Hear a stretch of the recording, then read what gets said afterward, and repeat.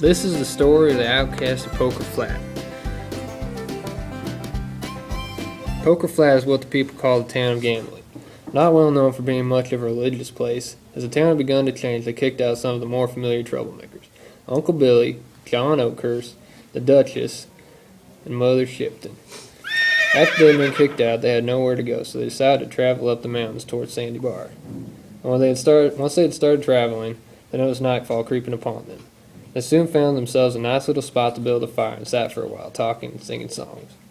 After a while, a young couple, Tom Simpson and his lover, Piney Woods, wandered up on the group. The couple then joined the camp.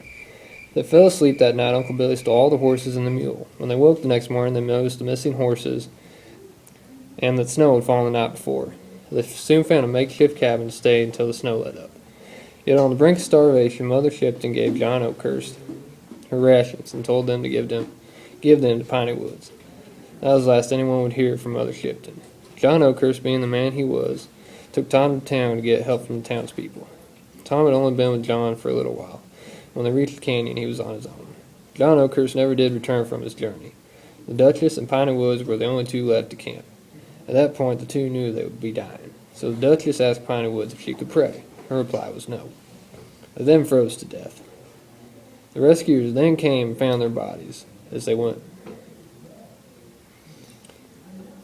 back to town, they found John Oakhurst's body leaning against a tree with the deuce of spades above his head, telling the people that his luck had finally run short.